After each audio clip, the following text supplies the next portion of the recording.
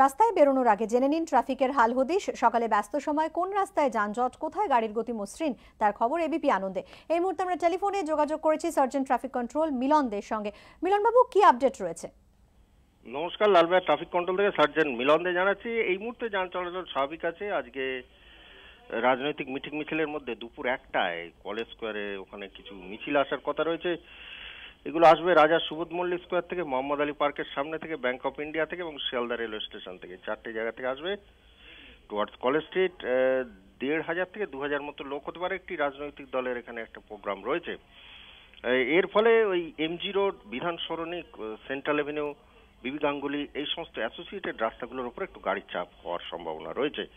এছাড়া বিকেল 4টের সময় ওই নাম্বার 4 ব্রিজে একটা রোড ব্লকেটের সম্ভাবনা রয়েছে। 150 থেকে 200 মতো লোক হতে পারে মা ফ্লাইওভারের নিচে।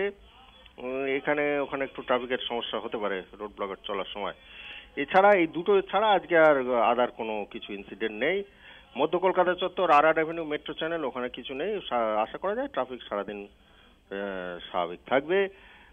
আর আজকে সবার উদ্দেশ্যে জানাই, এখন বর্ষাকাল চলছে, ফলে যখন তখন বৃষ্টি নামছে। বৃষ্টি নামলে রাস্তাঘাট স্কিডি হয়ে যায়, যার ফলে যারা পথচারী রাস্তা পার হচ্ছেন বা যারা বাস যাত্রী বাস থেকে নামছেন, খুব শিওর হয়ে নামবেন এবং দেখে শুনে রাস্তা পার হবেন।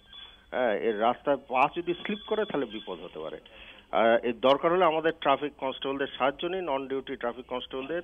তারা আপনাদের সাহায্য করার জন্যই রয়েছে। আপনারা যখনই চাইবেন তারা আপনাদের সাহায্য করবে। একটু সতর্কভাবে রাস্তা চলাচল করবেন এই পিরিয়ডটা।